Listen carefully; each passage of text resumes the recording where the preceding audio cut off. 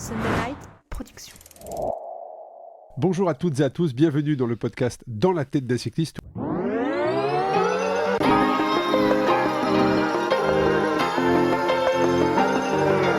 Bienvenue sur le podcast Dans la tête d'un cycliste, l'émission dédiée à tous les passionnés de vélo sous toutes ses formes. Chaque semaine, Arnaud Manzanini part à la rencontre de celles et ceux qui font le cyclisme pour nous inspirer et nous aider à nous améliorer.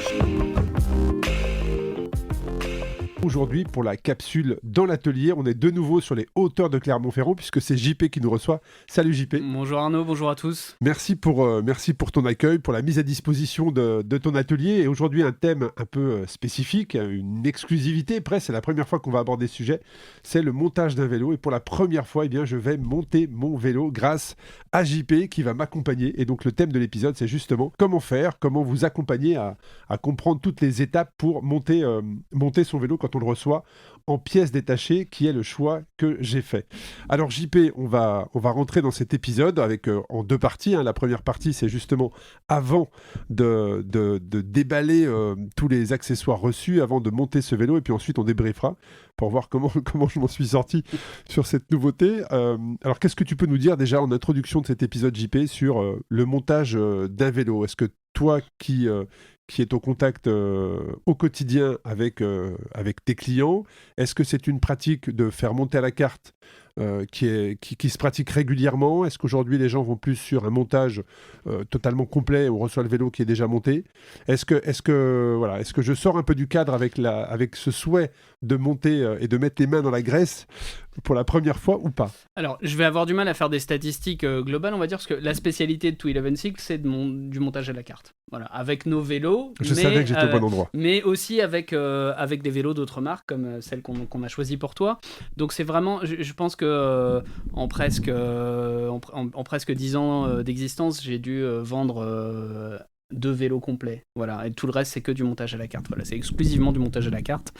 Donc, t'es complètement dans la cible et dans mon quotidien. Et d'ailleurs, en fait, on t'a fait subir le même traitement qu'on réserve à nos clients. Donc, on va essayer en quelques dizaines de minutes d'intro de reproduire la démarche qu'on a eue, toi et moi, en plusieurs semaines, finalement. C'est ça. Puisque je pense même que t'as émis le souhait d'avoir un nouveau vélo pendant un épisode, il me semble bien, et qu'après on a commencé à en discuter. Et de mémoire, mais je vais te laisser préciser, bon, ça fait déjà plusieurs années que tu roules avec un seul vélo, tu as plusieurs paires de roues, avec des pneus différents, mais au bout d'un moment, le désagrément d'avoir à changer les roues, à régler les étriers, etc., combiné à ton fort désir d'avoir un nouveau joujou, et on est là autour de cette table, je crois. C'est tout à fait ça. Donc on va vous guider au fur et à mesure de cet épisode, justement, dans ces différentes étapes, mais tu l'as très bien résumé, JP, c'est ça, effectivement. Ce désir, en fait, est venu au cours d'un épisode, tout à fait. Et puis, ça fait plusieurs mois, plusieurs semaines qu'on discute jusqu'à ce jour sur le choix du matériel, le pourquoi, du comment. Mais effectivement, plusieurs paires de roues, un seul vélo, qui à la base, je pensais, me servirait pour plusieurs pratiques. C'est le cas, ce vélo, le vélo que j'avais, avait cette utilité, mais dans la réalité, le fait de changer effectivement les roues, de régler les étriers systématiquement, c'est des choses qui peuvent se faire, mais avec une vraie prise de décision au départ dans l'achat des roues, ce que je n'avais pas fait. Et donc, c'est devenu compliqué. Et là, j'avais vraiment l'envie de me faire plaisir avec un nouveau cadre.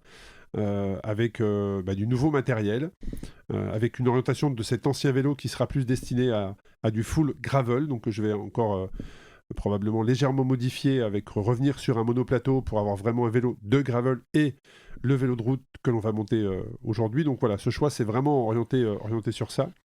Et puis dans toutes les étapes, on a choisi le matériel ensemble en fonction de la manière dont j'avais envie d'utiliser ce vélo et aussi comment j'avais envie de me faire plaisir sur ce vélo. Le choix, alors les roues je les avais déjà, mais le choix de la transmission, le choix du cadre également, on est parti sur un cadre Envy, donc là tu peux peut-être expliquer l'historique parce que... Oui, je vais essayer d'expliquer aussi comment moi je procède en fait. Donc il n'y a pas une seule méthode, il y a certainement plusieurs méthodes. Moi je vais essayer d'expliquer comment j'aborde et comment j'ai abordé avec toi le montage de ce nouveau vélo. Et ça passe par une première chose, c'est connaître mon client. Donc, pour le coup, là, on avait un avantage notable, c'est que on se connaît maintenant depuis plusieurs années. Je sais comment tu roules, je sais quelles sont tes envies. Je connais tes péchés mignons aussi. Voilà.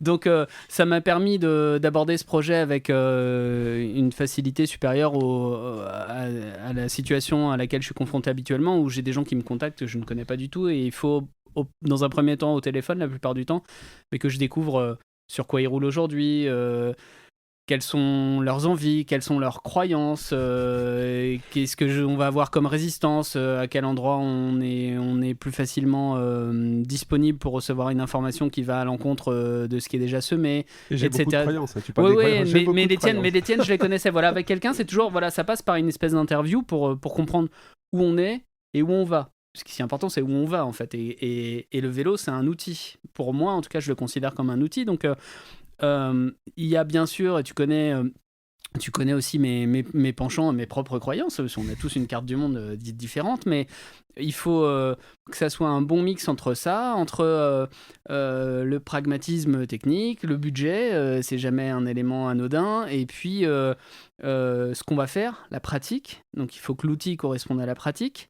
Et puis là-dedans, on va parsemer une petite envie, un petit désir. On va donner un peu plus de poids à l'esthétique, malgré le fait qu'on sache que ça n'a pas forcément un impact important. Enfin, c'est un mix de tout ça. C'est vraiment un équilibre.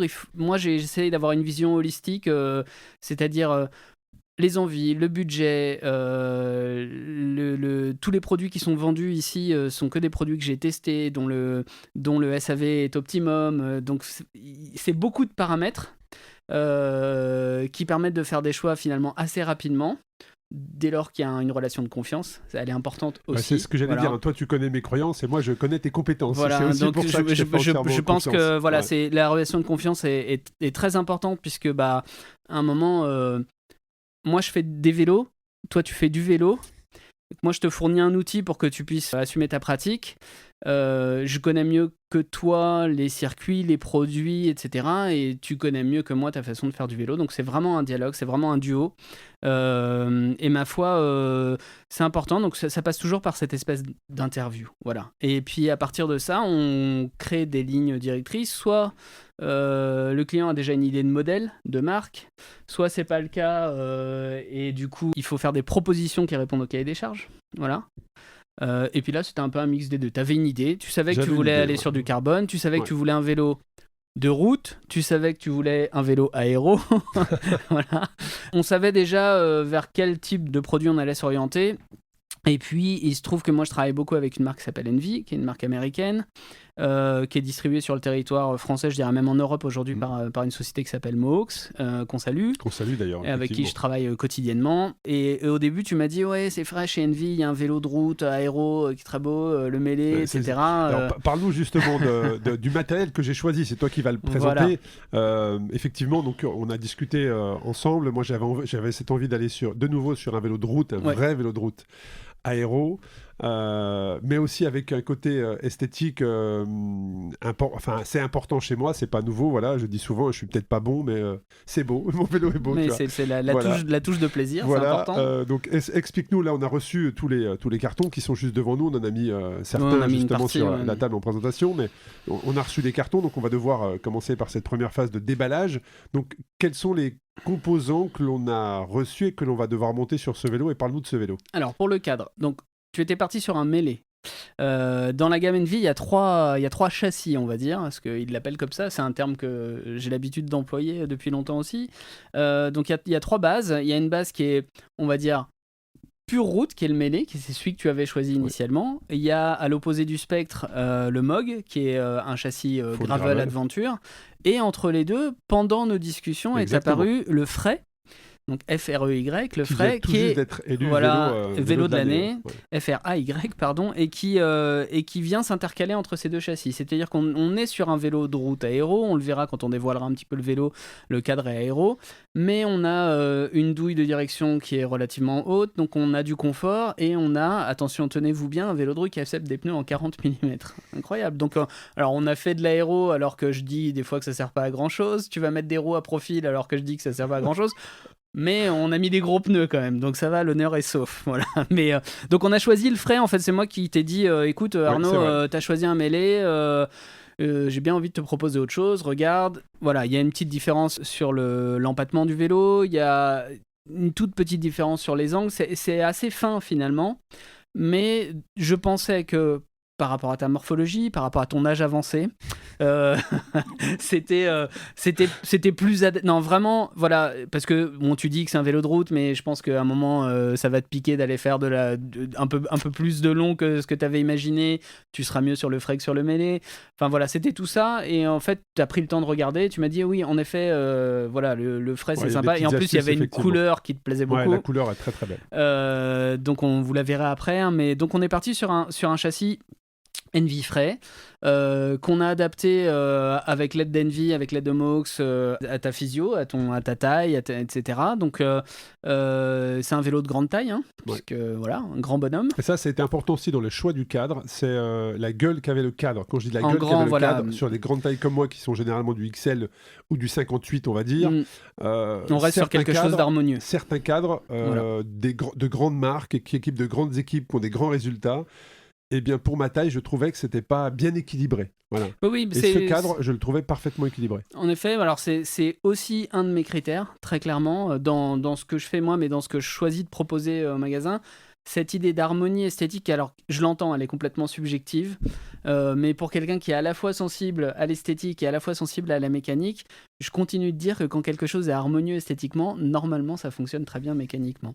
Donc c'est un critère qui est vraiment important pour moi. Donc effectivement, le frais dans toutes les tailles, que ce soit très petit ou très grand, on est toujours sur quelque chose de très harmonieux, très équilibré. Donc on est parti sur ça, avec un cintre aéro qui est posé devant nous en 46 cm de large. Voilà, donc ça sera un peu moins aéro, mais ça sera plus confortable. Donc c'est toujours une histoire de compromis. Tu vas rouler avec des roues qui sont des Envy aussi, des Envy 65, donc un fort profil. Je m'étais équipé d'ailleurs chez Mox, c'était à l'époque où j'étais sur Paris, donc Mox à Taverny, qui m'avait accompagné également dans le choix de ses roues, Nicolas notamment, on lui passe le bonjour aussi. Et donc effectivement, les roues, ça sera toujours de l'aéro, assez large.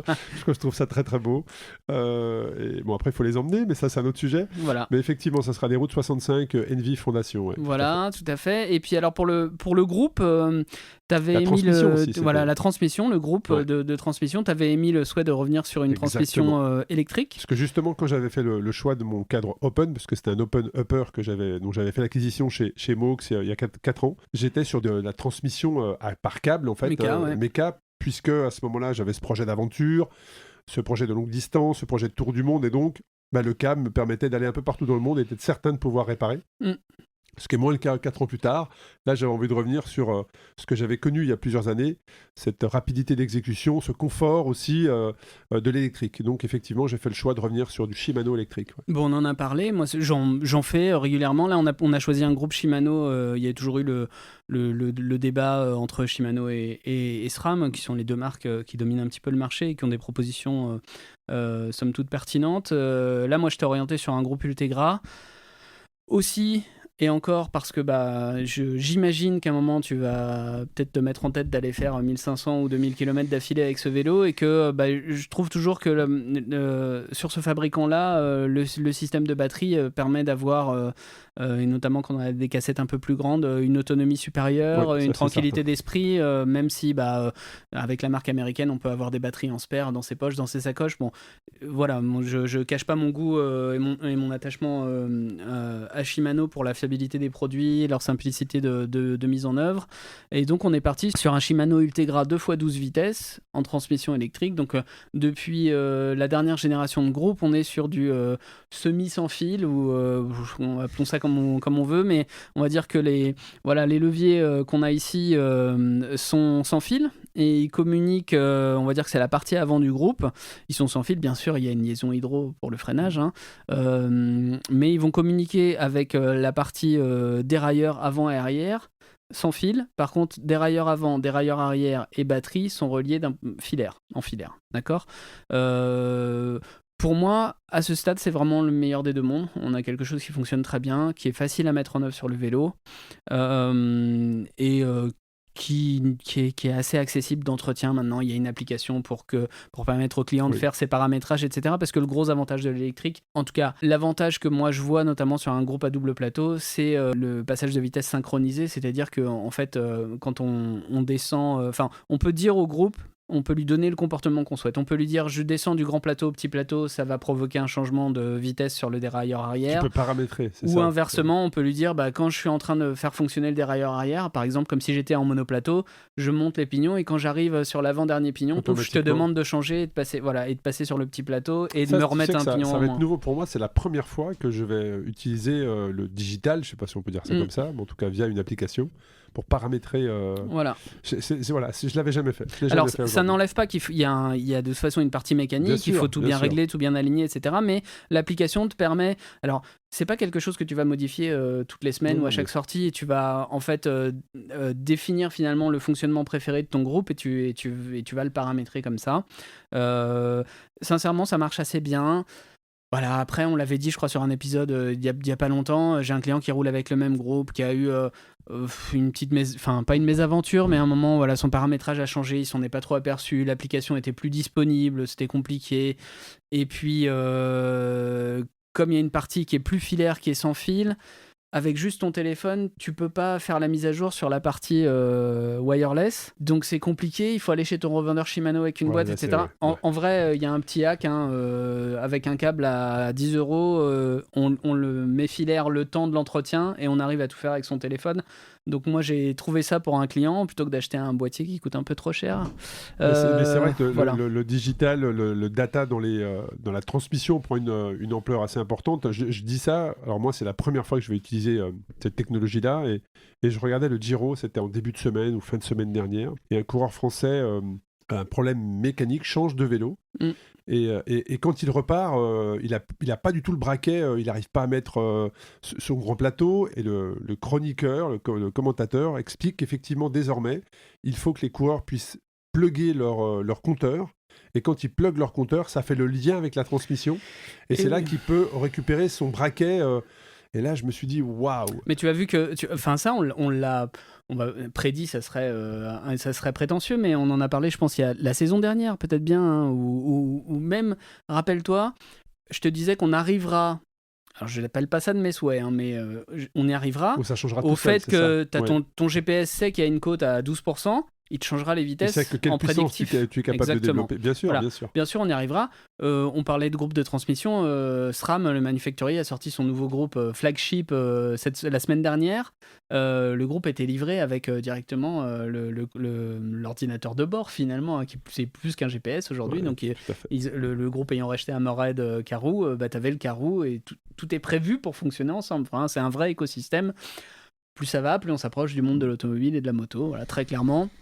On pourrait faire un sujet sur ça. Voilà. On pourrait faire un sujet, mais revenons. Donc revenons sur ton montage. Voilà. Donc un châssis Envy Fray. Donc le châssis, ça comprend le cadre, la potence, le cintre et la tige de selle, d'accord, tout est prévu pour fonctionner ensemble. Voilà, on a la tige de selle ici, le cintre, donc tout ça c'est de la marque Envy. Et quand tu paramètres ton châssis avec tes cotes, on va paramétrer le châssis pour avoir la bonne longueur de potence. On va même être capable de calculer combien d'entretoises il te faut. C'est important dans ce cas parce qu'on est sur un vélo qui est full intégré, bien sûr. Donc pour ton premier atelier mécanique, on n'a pas choisi la simplicité. Et donc ça c'est le châssis. Un groupe Ultegra qu'on a choisi avec des manivelles. Est-ce qu'on doit parler des manivelles? C'est un sujet dangereux. Quelle manivelle j'ai choisi? C'est un sujet dangereux. Tu te rappelles même pas? Énormément de commentaires sur l'épisode que l'on a fait sur les manivelles. Si, j'ai une petite idée, mais est-ce que tu peux me confirmer? 172,5. Voilà, c'est ça. J'avais du 175. Exactement. Donc on t'est descendu d'une taille et t'as choisi un vrai truc de routier parce que t'as pris un 52-36. Hein, donc tu vas tirer. J'étais bien. On va voir si, comme tu dis, mon âge avancé va me faire revenir à la raison. J'étais sur un braquet plus petit, mais avec l'âge, on a moins de cadence, paraît-il. Donc voilà, cassette 12 vitesses en 11-34. Un des gros avantages des châssis Envy, c'est qu'ils sont équipés d'un boîtier de pédalier vissé, donc pas de problématique de craquement, etc. Et puis ici à l'atelier, on fait confiance au seul et unique Chris King, en ce qui concerne les roulements. Donc on est sur un boîtier T47, donc un boîtier vissé de chez Chris King. Ma foi, la selle, tu as ramené une selle spé qui te restait. Je sais pas si tu resteras là-dessus ou pas. Non, ça sera pas la selle que j'utiliserai. C'est vraiment pour la photo. Tu vois, qu'on puisse faire ensuite une photo complète, mais j'utiliserai pas cette selle-là pour la suite. Et puis le reste, ma foi, tes roues que tu avais déjà, les NV65, et qui sont équipées des pneus Renaers que tu roules depuis maintenant plusieurs années pour mon grand bonheur. Voilà, donc tes roues aujourd'hui sont équipées en 32 et t'es en chambre à air. Si tempête passe de mémoire, c'est ça, hein, si je me trompe pas, je regarde tes roues qui sont accrochées là. Je pense que je suis en tubeless. C'est possible ou pas? Non, si t'es en 32, t'es pas en tubeless, mais tu pourras passer en tubeless quand on remplacera ceux-là que tu vas finir d'user et qu'on mettra les nouveaux 31 qui sont tubeless. Mais là, t'étais en chambre à air. Ouais, t'es en chambre à air, voilà. Je suis en chambre, mais par contre, effectivement, une fois que t'as goûté Renaers, c'est le confort, ça fait quoi, 1 an et demi, 2 ans maintenant que je roule en Renaers. Ça fait 2 ans, je pense, tout à fait. Une fois que tu goûtes à ce confort-là, voilà. D'ailleurs, les témoignages vont quasiment à chaque fois dans ce sens-là. Donc mon défi, c'est que là tu roules en 32 et vu le vélo qu'on va te monter, je fais un petit pari que dans quelques mois je te mettrai pas une paire de 31 mais plutôt une paire de 35 et tu verras que tu auras un vélo de route moderne et confortable et rapide. Voilà. Tu sais, on en a déjà parlé, mais quand tu regardes, alors là, actuellement c'est le Giro avec l'équipe de Pogacar qui remporte quasiment la moitié des étapes. Ils sont en 32, je pense. Oui, maintenant c'est ce qu'on a dit la dernière fois, hein. Sur le Tour, tout le monde roulait à 30, 31, 32. On avait le pied à coulisses, hein, dans les paddocks, c'est ça, il n'y a plus personne roule en dessous. Alors des fois ils ont des pneus labellisés 28, mais en fait avec des roues de largeur interne 25, on est sur des pneus qui mesurent 30, 31, 32, ça dépend des pressions, mais ils sont en pression basse, mais voilà, grosso modo, et Envy, puisqu'on parle d'Envy, a beaucoup poussé ça. L'entrée d'Envy dans le paddock, alors avec les vélos, mais avec les roues auparavant, a aussi, vraiment, ça a été une des marques motrices, avec Renaers, avec Zip aussi un petit peu, il faut pas oublier de les citer, sur de la largeur interne plus importante pour aller chercher du volume d'air et donc des pressions plus basses, donc plus de confort et moins de résistance au roulement, je ne le répéterai jamais assez. C'est vrai, le confort fait la performance, on l'a dit depuis la saison 1 je crois. Voilà, donc l'idée quand on fait un montage à la carte, on approvisionne tout ça, on fait attention bien sûr aux différentes compatibilités, aux différents standards. Moi je travaille avec des environnements un peu restreints parce que j'ai fait une sélection de marques qui est continue, hein. Je fais cette sélection est tout le temps en cours dans le temps, mais bon, je connais bien les produits. Une fois qu'on a tout, on met ça dans des caisses stockées par client pour être sûr qu'on n'oublie rien et que le jour du montage, il te manque pas quelque chose. Moi, je vais faire l'apprenti aujourd'hui. Alors, on commence par quoi? Tu commences par quoi? Alors, je commence par quoi? Donc là, on a tous les éléments. Alors, dans quel ordre je vais monter mon vélo? Si tu pouvais me dire, voilà, tu vas commencer par vérifier que tu as tout, en fait. C'est-à-dire que toi, je vais te laisser regarder. Est-ce que tu as tout le groupe? Est-ce que tu as les bons câbles? Parce qu'on est sur une partie de dérailleur électrique, il faut les bons câbles. Est-ce qu'on a la batterie? Est-ce qu'on a tout ce qu'il faut? On va reprendre aussi les codes pour être bien sûr que la potence, c'est la bonne, elle fait la bonne longueur. On va regarder qu'on a les bonnes entretoises pour mettre sous la potence. Tout ça, ça a été calculé au préalable, on va le vérifier. Et une fois qu'on a tout réuni, on va dégager la table de podcast, on va tout mettre dessus. Et puis, on va attaquer. Et par quoi on va attaquer? Moi, je commence toujours par la fourche, c'est-à-dire qu'on va prendre le bon nombre d'entretoises, faire un montage à blanc de la fourche et de la potence, et on va pouvoir marquer et couper le pivot. Voilà. Et une fois qu'on aura ça, on va pouvoir partir par le démarrage qui va être l'intégration des durites, d'accord, puisque ici on va avoir principalement la durite arrière à passer, la durite hydro. On va avoir des câbles à passer pour le DI2 pour pouvoir relier la batterie qui va venir se loger dans le tube de selle pour pouvoir la relier au dérailleur avant. Donc on va passer toute cette câblerie-là.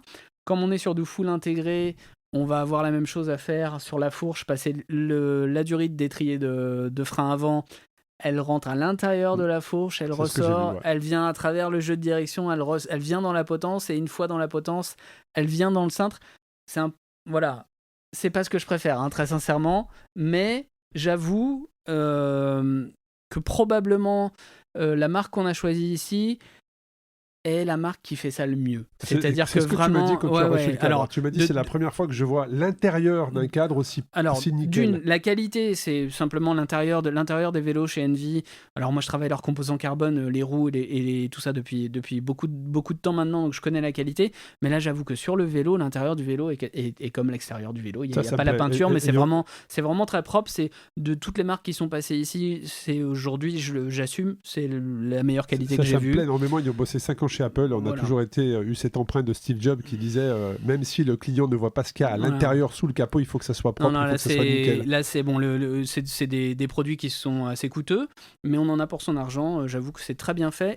Et au-delà de ça, en fait, et c'est d'un point de vue de l'ingénierie, non seulement c'est très bien fait, mais en plus c'est bien pensé. C'est-à-dire que pour une fois, les rayons de courbure des durites, etc., me paraissent pas complètement aberrants. C'est-à-dire qu'il y a une vraie réflexion. La potence, quand on la regarde comme ça, on a l'impression qu'on va passer sa durite et qu'on va être sur un coude à 90 degrés. Quand on regarde un peu plus attentivement, on voit que c'est prévu pour vraiment avoir une courbe qui va pas mettre en danger la durite et qui va permettre que ça soit durable. Alors bon, de toute façon, maintenant, dans ces générations de vélos, oubliez le fait de changer votre potence tout seul en 10 minutes. Ça marche plus, hein, d'accord ? Donc il faut pas se tromper, donc il faut prendre un peu plus de temps parce que une fois qu'on a la potence en 100 mm, si on s'aperçoit que finalement une 90 ou si on a envie d'essayer une 90, c'est une potence à plus de 400 € et puis 3 heures de main d'œuvre parce qu'il faut redéfaire l'hydro, il faut refaire une purge, donc voilà, c'est moins simple, très clairement, c'est moins accessible en méca, mais voilà, je le redis ici,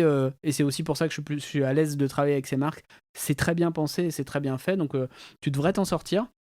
Sans trop de soucis, et puis je suis là derrière toi, donc on va attaquer. Hein. Ce que je te propose, c'est qu'on y aille. Allez, c'est parti. Eh bien, nous voilà quelques heures après avoir quitté les micros. Le vélo est monté devant nous. Eh oui. Ton avis ? Je sais pas, il te plaît déjà ? Ah ouais, grave. J'ai qu'une envie, c'est de pouvoir monter dessus. Tu vois. Je vais voir mon chirurgien demain, je vais lui dire est-ce qu'on peut enlever les plaques dès la semaine prochaine que je puisse rouler cet été. Je suis pas sûr qu'ils disent OK, mais bon. Je suis pas sûr. Je suis pas sûr de la réponse, mais en tout cas, ouais, le vélo est magnifique. Parle-nous un petit peu de ce montage. Alors, comment est-ce que ça s'est déroulé ? Question, c'est après tu me poseras les questions, mais la question c'est est-ce que ça s'est déroulé comme tu l'avais imaginé ? Jamais, sinon on fera pas de la mécanique. Il y a toujours des petites surprises et c'est toujours après. C'était le premier Envy Fray que je montais, donc il faut toujours s'adapter, regarder. Toi, tu as pu faire une vraie découverte. Alors, tu m'as considérablement aidé. Hein. C'est pas moi qui ai fait vraiment la totalité du montage. Tu m'as considérablement aidé, guidé, mais heureusement. Mais tu as pu découvrir d'où vient mon adoration pour les passages internes et le full intégré. Écoute, la prochaine fois, enfin à chaque fois même que je regarderai cette potence, j'aurai une pensée pour toi, JP. Et donc là, on était dans un cadre favorable. Comme j'ai dit, je pense que c'est vraiment un des modèles, enfin une des marques qui a le mieux travaillé ça. Néanmoins, ça reste toujours un petit challenge. Voilà, on a compté une fois sur ta chance de débutant, une autre fois sur mon énervement parce que c'était l'heure de déjeuner aussi.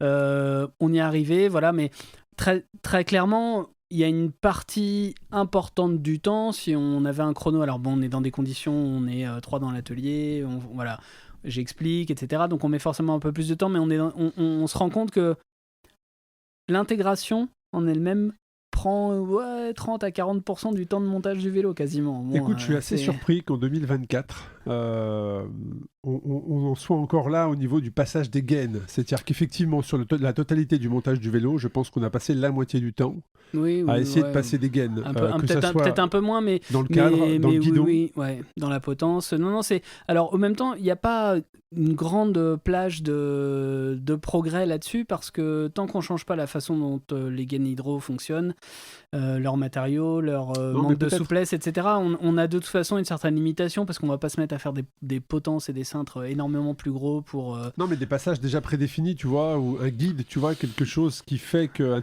témoin, je ne sais pas comment on pourrait l'appeler. C'est pas simple, technologiquement, c'est pas simple, sans augmenter sensiblement le prix des vélos, c'est pas simple, donc tu as vu, je t'ai montré, on va dire, la façon classique avec un outil soi-disant professionnel, pas finalement si adapté que ça. Et puis comme ici c'est super high-tech, on a fini avec un câble de dérailleur pour faire les... Voilà, moi j'aime bien, en même temps ça fonctionne.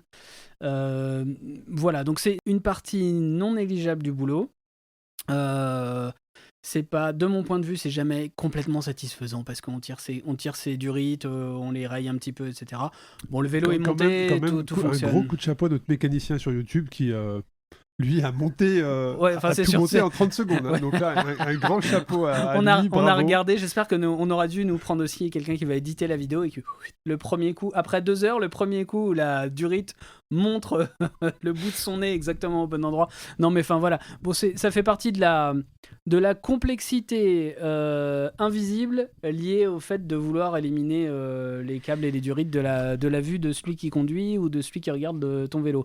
Bon, voilà, je conserve mon avis là-dessus. Ça ne m'ennuie pas de monter ces vélos-là parce que c'est quand même bien fait. Le résultat est satisfaisant. Maintenant, si demain ton bike fitter, que l'on salue, te dit qu'il faut que tu changes de potence pour mettre une 90, tu m'oublies. Je lui ai dit de t'appeler. Non, voilà, mais il y aura un petit peu de complexité, mais ça veut dire il faut vraiment bien savoir ce qu'on fait en termes de dimension pour pas avoir à refaire et à défaire. Maintenant, tu as vu que les entretoises, notamment ici, il n'y a pas que Envy qui fait ça, mais Envy le fait aussi. Les entretoises sont splittées, Ouais. c'est-à-dire que tu vas pas être obligé de complètement tout démonter si à un moment tu t'aperçois que tu veux enlever. Alors sur ton vélo, on a une entretoise de 5 mm seulement. Si jamais on voulait l'enlever, on n'aurait pas besoin de tout démonter. Voilà, si on avait laissé de la marge et qu'on voulait en rajouter, on n'aurait pas besoin de tout démonter. Bon, c'est un des éventuels avantages qu'on peut avoir là-dessus. Bon, ça reste complexe. Maintenant, le vélo est beau. Il me reste quelques petites finitions à faire pour toi sur le réglage et paramétrage du DI2. Bien revérifier tous les serrages. Il n'y avait pas de secret, on n'a pas eu le temps de le finir là. Mais là, il est roulant. Hein, mais voilà, il y a deux, trois petites choses que je veux finaliser et contrôler. Et puis on lui mettra un petit produit de finition qui va protéger la peinture avant que tu partes le salir sur les routes aussi. Et ma foi, Avec un vélo comme ça, je ne roulerai que par beau temps. Que par beau temps. Que par beau temps. Non, mais là, ce qui est vraiment cool, effectivement, donc déjà un grand merci parce que tu as pu me guider et comme tu l'as dit, c'est un vrai métier. Oui, c'est un vrai métier. C'est vrai qu'il y a plein d'astuces, il faut beaucoup d'expérience pour gagner du temps, ne serait-ce que les purges des cocottes. Tu as incliné le vélo pour justement que tu aies pas à repasser 1 heure à faire en sorte que tout marche bien. Donc il y a beaucoup d'expérience, plein de petites astuces, comme tu l'as dit, le câble pour passer les gaines, alors qu'on préconise d'autres solutions. Donc il y a beaucoup d'expérience. Moi, ce que j'ai trouvé agréable également, c'est j'ai vu l'intérieur de mon cadre. Oui. Et ça, je trouve ça génial parce que c'est propre. C'est très propre. C'est-à-dire qu'à l'intérieur du cadre, c'est propre. Mais quand je dis c'est propre, c'est beau, mais c'est aussi très propre. Un carbone qui est nickel à l'intérieur. J'ai pas pensé à te le faire, mais j'ai une petite caméra type endoscopique, en fait, une caméra, voilà. Moi, je regarde avec ça dans les cadres pour regarder ce que tu as vu par l'intermédiaire de la trappe, puisque c'est un vélo qui dispose d'une trappe cargo où tu peux mettre quelques affaires.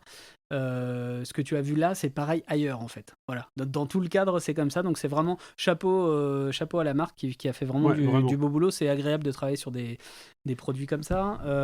Maintenant, tu as vu que c'était un métier, mais tu as vu aussi que on fait pas décoller une navette spatiale. Hein. Ça reste assez rudimentaire d'un point de vue de la mécanique. Il faut de la rigueur, du soin, les bons outils, parce que là, on est sur ça aussi, c'est important. Tu vois, j'ai pensé à ça pendant qu'on montait et de le spécifier pendant notre échange de conclusion. C'est que, mais on l'avait déjà dit dans la saison 1, je crois, ou la saison 2, quand on parlait justement des accessoires et des outils, c'est avoir les bons outils. C'est vrai que très clairement, on l'a vu, quand tu es bien équipé, que tu as les bons outils, forcément, c'est un facilitateur. En tout cas, tu perds pas de temps, ça s'enclenche bien. Et puis tu ne casses pas, tu n'abîmes pas. On n'abîme rien. Tu as vu quand tu as ramené des roues qui avaient déjà roulé. On a dû faire un bricolage que j'espère on n'a pas filmé d'ailleurs, mais pour retirer les l'écrou de disque qui était complètement. Pas filmé, nous avons coupé.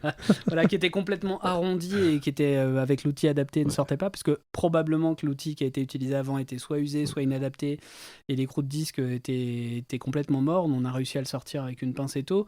Mais voilà, si t'as pas le bon outil, tu peux toujours réussir à faire quelque chose, mais il y aura une conséquence. Donc c'est important. Après, là, on peut noter aussi que le vélo est fourni avec une petite clé.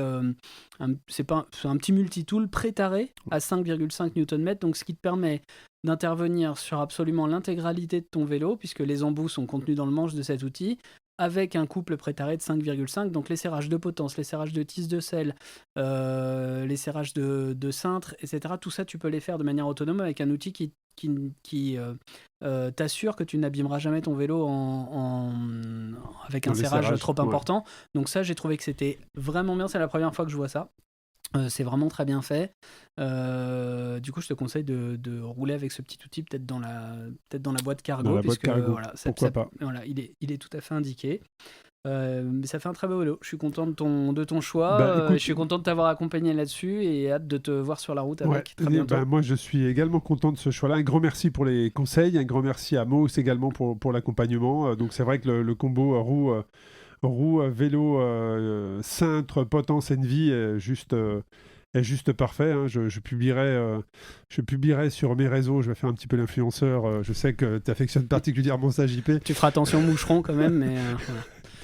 Je publierai sur mon compte Instagram la photo du vélo le jour de la sortie de l'épisode. Vous verrez, il est superbe. J'ai hâte d'aller le rouler. Un grand merci à toi, JP, pour ton temps. Merci à tous. Pour l'accompagnement, parce que je le répète, seul, même avec différents tutos, seul, jamais je n'aurais pu monter le vélo. Donc, merci de m'avoir guidé. Désormais, peut-être que je pourrais aller un peu plus loin seul dans la mécanique. Mais très clairement, je ne suis pas fait pour ça à la base. Non, mais au moins tu connais ton vélo. Donc maintenant tu as vu de A à Z et tu vas savoir s'il y a un bruit, d'où ça vient, où passent les câbles, voilà. Donc c'est vachement important. C'était ma volonté. On en avait déjà parlé dans différents épisodes du podcast. Je pense qu'il y a beaucoup trop de cyclistes qui aujourd'hui font du vélo, ne savent même pas du tout à quoi sert une vis, un serrage, un bruit, ce genre de choses. C'était vraiment une volonté de ma part. C'était de monter le prochain vélo, en tout cas, dont j'allais faire l'acquisition. C'était vraiment de le monter pour comprendre, connaître, m'intéresser, et c'est mission accomplie, donc un grand merci à toi. Au plaisir, on se revoit quand on met une paire de 3.4 avec des pneus 35 dessus. Hein. Pourquoi pas. En tout cas, je te remercie une nouvelle fois et puis à très bientôt sur un prochain épisode du podcast Dans la tête d'un cycliste. Merci à vous.